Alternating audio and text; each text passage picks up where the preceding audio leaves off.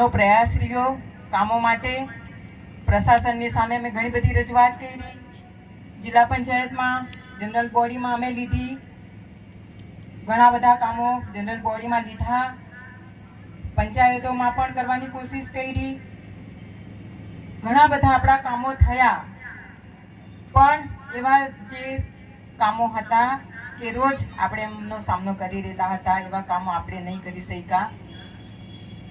એ પછીથી મેં સંસદમાં પહેલો મુદ્દો આપણો એસેમ્બલી માટે મેં ઉચક્યો।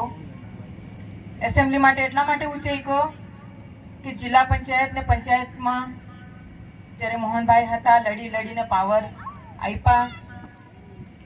જિલ્લા પંચાયતમાં એટલા બધા પાવર આપ્યા કે લોકોની જે પણ સમસ્યા છે, રસ્તા, પાણી, લાઇટથી લઈને નાના આપણા કર્મચારીઓને લેવાથી લઈને ઘણા બધા કાર્યો આપણે જિલ્લા પંચાયત કરી શકતી હતી।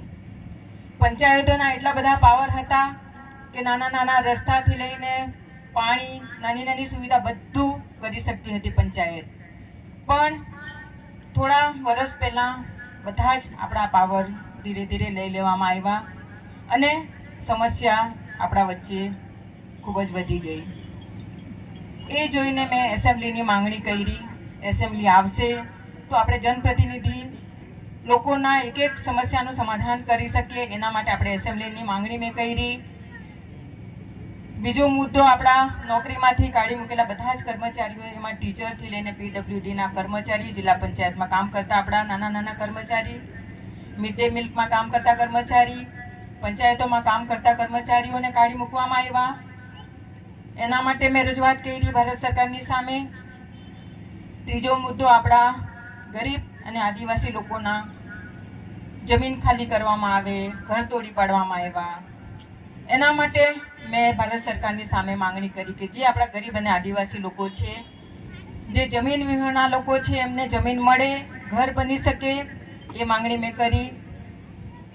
બીજો મુદ્દો આપણો જે ખાસ કરીને આપણે મોહનભાઈ હતા ત્યારે લડ્યા હતા, સસ્તા ભાવનું અનાજ આપણા પ્રદેશના લોકોને મળે।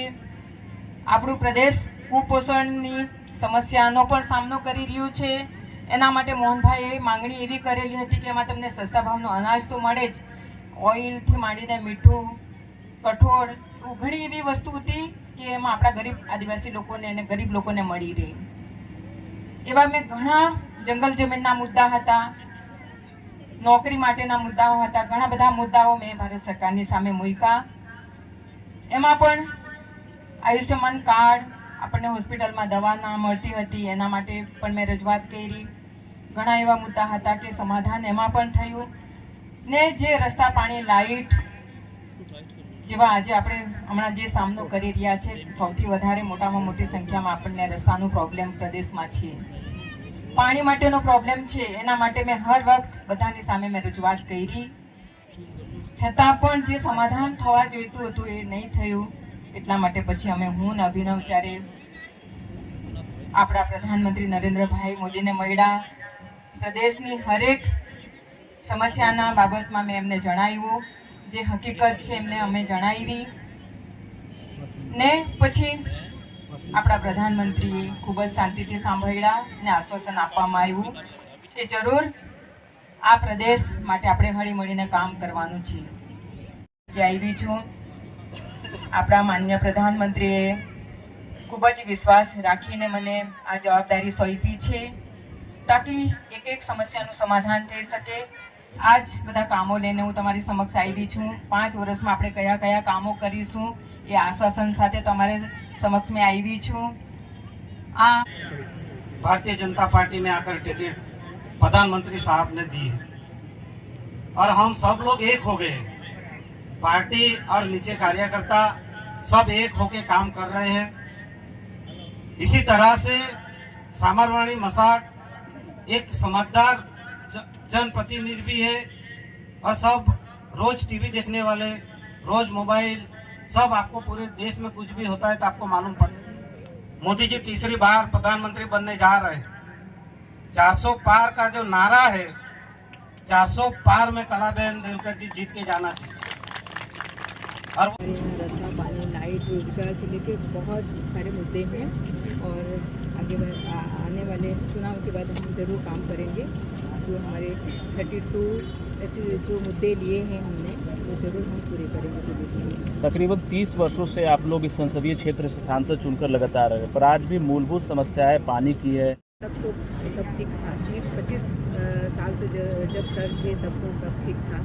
फिर बाद में अभी 5 साल से परिस्थिति हमारी गंभीर बनी है और जनप्रतिनिधि के साथ हमारा पूरे सभी का प्रयास रहा है कि लोगों की जो समस्या है उनका समाधान है। पर आज भी स्कूलों की अगर बात करें तो 3 शिफ्ट में बच्चे यहाँ पर पढ़ाई कर रहे हैं। सड़क जो है गांव तक नहीं पहुँच पाया है, पीने का पानी नहीं पहुँच पाया है, पाइपलाइन तो आप लोगों ने बिछाया पर पानी अभी तक नहीं मिल पाया है।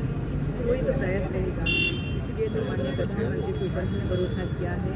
उन्होंने आश्वासन दिया है कि ये पूरी जो समस्या है उनका समाधान हो, इसलिए हम भारतीय जनता पार्टी के उम्मीदवार भी बने हैं और आगे के दिनों में हम ये समस्या है जरूर। भाई आज जो है तो चुनावी सभा थी रखोली 4 रास्ता में, क्या कहना चाहेंगे?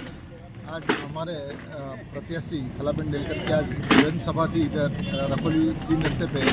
आज पूरी जनसभा में पब्लिक इतनी उमड़ी थी और सभी पब्लिक खुश थी और सब लोग ने बोला है कि हम लोग आपके साथ हैं और साथ में रहेंगे। और कलाबेन डेलकर जी ने भी आश्वासन दिया है हम लोग 24 घंटा और पूरा 5 साल आपके साथ में रहेंगे।